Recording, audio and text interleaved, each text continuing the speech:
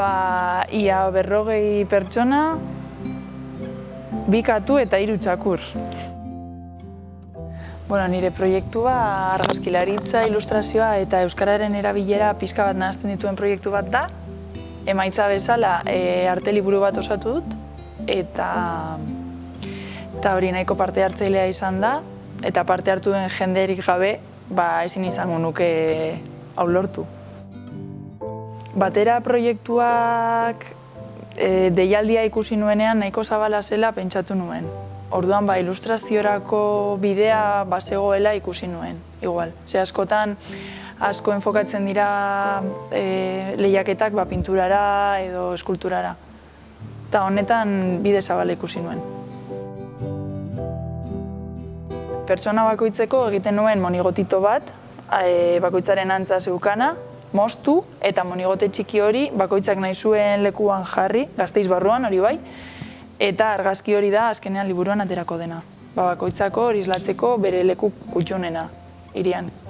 Argazkiekin batera testutxo bat eskatzen nuen euskaraz idatzitakoa, eta batzuk deskriptiboak dira, beste batzuk poetikoagoak, nolabait argazki horri laguntzen, baino ez du zertan leku hori deskribatu edo behar. Batez ere, parte hartzailei haien laguntza, interesa eta ona etortzea eskertzea. Azkenean guztien proiektu bat izan da. Erakusketa hau 12 pertsona dira, 12 erretratu, pertsona hauek danak euskalduna dira. Erretratu bakoitzan azpian egongo da audio bat, ez? Eta aurikularra jartzerakoan, orduan entzungo duzu pertsona bakoitza bere bizipenak bera kontatu nahi duen. Ez dut egin elkarrizketarik ez ezer, ez da bakoitza bera pentsatzen duena, esaten dut.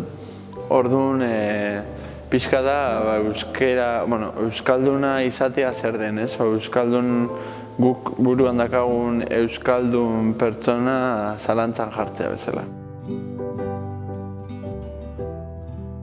Orduan pentsatu nuen aukera hona zala hau batera deialdia aurkeztia ikustarazteko pixka. Nik inaldeten gauza txikitxo bat behintzat hortara eramatea. Eta asko eskertzen da, azkenean olako gauzak iteko, bestela ez dakagu batere dirurik olako ezer eziteko. Eta uste garrantzitsua da olako bekako, olako gauzak ematea.